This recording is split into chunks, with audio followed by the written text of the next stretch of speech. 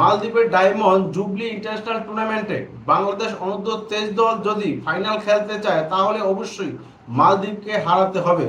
শুধু হারালি হবে না, সেই ক্ষেত্রে কিন্তু একটা গোলের হিসাব নিকাশ রয়েছে। আফগানিস্তান আর পাকিস্তানের মধ্যকার ম্যাচটা রয়েছে, ওটার দিকে তাকিয়ে থাকতে হবে। কেননা এখন পর্যন্ত পাকিস্তানের পয়েন্ট হচ্ছে 4 পয়েন্ট, তারা কিন্তু পয়েন্ট টেবিলে সবার উপরে, প্লাস তাদের 3 গোল, তারা 3-0 গোল ব্যবধানে মায়ানমারকে হারায়।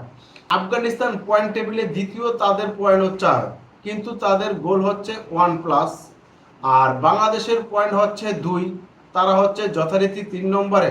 আর চতুর্থ দল যথারীতি স্বাগতিক মায়ানমার, কারণ মায়ানমারকে পাকিস্তান 3-0 গোলে হারিয়েছে আর আফগানিস্তান 1-0 গোলে হারিয়েছে।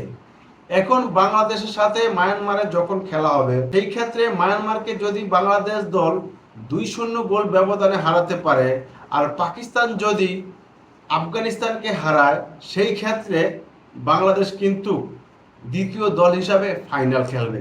কারণ পাকিস্তানের অলরেডি 4 পয়েন্ট, আফগানিস্তানের 4 পয়েন্ট, আর বাংলাদেশ যদি মায়ানমারের সাথে জিতে সেই ক্ষেত্রে বাংলাদেশের পয়েন্ট হবে 5। তাহলে আর সামনে কোনো সমীকরণ দাঁড়াচ্ছে না। আর যদি পাকিস্তান ভার্সেস আফগানিস্তানের ম্যাচটা ড্র হয় তাহলে কিন্তু দুটো দলের পয়েন্ট কিন্তু হয়ে যাবে 5। আর বাংলাদেশ যদি মায়ানমারকে হারায় সেক্ষেত্রে বাংলাদেশের পয়েন্ট হবে 5। তবে এখন কথা হচ্ছে বাংলাদেশ মায়ানমারকে কত শূন্য গোল ব্যবধানে হারায়, সেই গোলের যে হিসাব নিকাশ আছে সেই হিসাব নিকাশে আপনি কোন 2 দল ফাইনাল খেলবে সেটা কিন্তু তাকিয়ে থাকতে হবে। তবে পাকিস্তানের প্লাস পয়েন্ট, পাকিস্তান যদি ম্যাচটা ড্র করে তাহলে তাদের কিন্তু আপনার 3 গোল তাদের প্লাস, তাদের 5 পয়েন্ট হয়ে যেতেছে, তারা এক দল নিশ্চিত চলে গেছে। বাংলাদেশ 23 দল এবং আফগানিস্তান দলের মধ্যে যে কোনো এক দল ফাইনালে যাবে, পাকিস্তান একটা মোটামুটি কনফার্ম।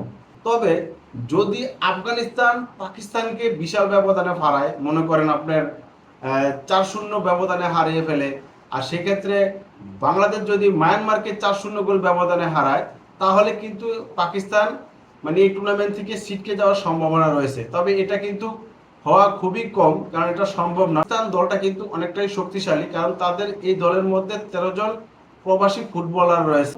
তারা মায়ানমারকে 3-0 গোল ব্যবধানে হারিয়েছে, আর আফগানিস্তান কিন্তু মায়ানমারকে 1-0 গোল ব্যবধানে হারিয়েছে। আর আফগানিস্তান বাংলাদেশের সাথে ড্র করেছে, পাকিস্তানও কিন্তু ড্র করেছে। সেই ক্ষেত্রে এখন সমীকরণ যাই হোক না কেন, মোট কথা হচ্ছে আগে আমাদেরকে মায়ানমারকে হারাতে হবে, কমপক্ষে 2-0 গোল ব্যবধানে হারাতে পারলে আমাদের সেই যাওয়ার সুযোগটা অনেক বেশি হবে। কারণ সেই ম্যাচটা আমরা মনে করতেছি যে আফগানিস্তান যেহেতু মায়ানমারের সাথে 1-0 গোল ব্যবধানে জিতেছে এবং বাংলাদেশের সাথে ড্র করেছে, সেই ক্ষেত্রে পাকিস্তানকে হারাতে পারবে এটা আমরা মনে করতেছি না, এটা সম্ভব না।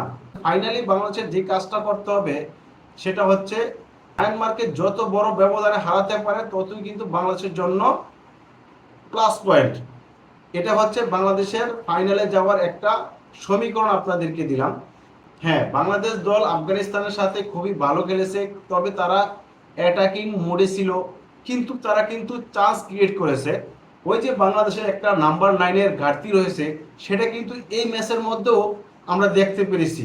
একবারে সহজ সুযোগ কিন্তু হাতছানি করেছে বাংলাদেশের এই খেলোয়াড়রা। তো এই ম্যাচে বাংলাদেশ যে পাকিস্তান এবং মানে আফগানিস্তানের সাথে যে ফিনিশিংয়ে দুর্বল, সেই দুর্বলতা দেখে আমাদের রোনাল্ড সোলেমানের কথা মনে পড়ে গেল। যদি রোনাল্ড সোলেমানের মতো কোনো খেলোয়াড় বা রোনাল্ড সোলেমান থাকতো এই ম্যাচের মধ্যে, তাহলে কিন্তু অবশ্যই বাংলাদেশ দল জয় পেত এবং ভালো ব্যবধানে জিততে পারত। 2টা ম্যাচের মধ্যে বাংলাদেশ কিন্তু ভালো অ্যাটাক করেছিল এবং তারা গোল করার চান্স ক্রিয়েট করেছে, কিন্তু ওই যে আমাদের ঘাটতি রয়েছে নাম্বার 9-এর, সেই ঘাটতিটার জন্য কিন্তু আমরা ম্যাচ 2টাই কিন্তু ড্র করেছি। এই আক্ষেপ বাংলাদেশের ফুটবলে থেকেই যাবে। জানি না এই আক্ষেপ কবে দূর হবে, এই দেখার জন্য অপেক্ষায় আছে ফুটবল ফ্রেন্ডরা। কবে এই আক্ষেপটা পূরণ হবে যে একজন পারফেক্ট নাম্বার 9 পাবে, যে বল পেয়ে ভালো ফিনিশিং করতে পারবে। যে ফিনিশিংয়ের দুর্বলতার কারণে বাংলাদেশ দল জিতা ম্যাচগুলো ড্র করতেছে, ড্র করা ম্যাচগুলো হারতেছে, মানে চান্স ক্রিয়েট করতেছে। এমন তো না যে বাংলাদেশ দল চান্স ক্রিয়েট করতে পারতেছে না, বাংলাদেশ দল কিন্তু অনেক চান্স ক্রিয়েট করতেছে, কিন্তু যেটা হচ্ছে ফিনিশিং করতে পারতেছে না। এটা হচ্ছে বাংলাদেশ দলের মূল প্রবলেম। এই অনূর্ধ্ব 23 দলের মধ্যে আমরা সেটাই দেখলাম, এটা একটা অলিম্পিক দল বাংলাদেশের। সেই দলটার মধ্যে একজন পারফেক্ট নাম্বার 9 না থাকার কারণে আমরা পাকিস্তান এবং আফগানিস্তানকে হারাতে পারি নাই। এই ডায়মন্ড জুবলি ইন্টারন্যাশনাল টুর্নামেন্টের মধ্যে এখন বোঝা যাচ্ছে যে পাকিস্তান এবং আফগানিস্তান ফেভারিট বেশি। বাংলাদেশকে মানে ছোট করে দেখার কোনো অবকাশ নেই, কারণ যেই দুইটা ফেভারিট দল তাদেরকে কিন্তু লুকিয়ে দিয়েছে বাংলাদেশ দল। শুধুমাত্র এই ফিনিশিংতার দুর্বলের কারণে কিন্তু তাদেরকে হারাতে পারেনি বাংলাদেশ দল। ডিফেন্স খেলছে বাংলাদেশ দল, ঠিক আছে, খুবই ভালো। তাদেরকে কিন্তু প্রতিহত করে তারা কিন্তু সবসময় আফগানিস্তান এবং পাকিস্তান দেখলাম তারা ডিবক্সের বাইরে কিন্তু বল নিয়ে ঘোরাঘুরি করছে, মানে অনেক চান্স নেওয়ার চেষ্টা করছে, কিন্তু বাংলাদেশের ডিফেন্ডাররা তাদের কিন্তু সামান্য পরিমাণে চান্স দেয়নি।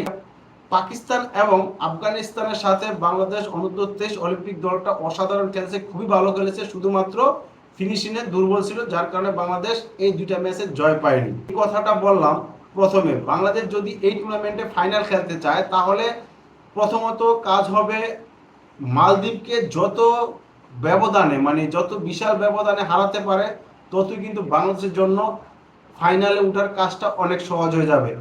আর যদি বাংলাদেশ 2-0 গোল ব্যবধানে জয়লাভ করে তাহলে কিন্তু আপনার পাকিস্তান ভার্সেস আফগানিস্তানের ম্যাচের দিকে তাকিয়ে থাকতে হবে।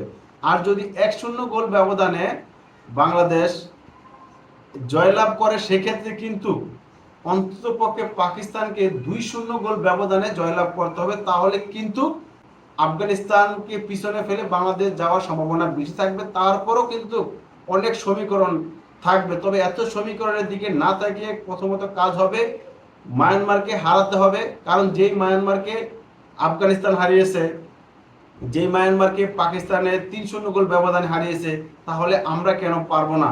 এরকম একটা প্রশ্ন কিন্তু থেকেই যায়। এখন আপনারা বলেন, এই ডায়মন্ড জুবলি টুর্নামেন্টে বাংলাদেশ দল কি মায়ানমারকে হারাতে পারবে কিনা? অবশ্যই এই ভিডিও নিচে কমেন্ট করে জানাবেন। আর কত শূন্য গোল ব্যবধানে বাংলাদেশ জয়লাভ করবে সেটাও অবশ্যই জানাবেন।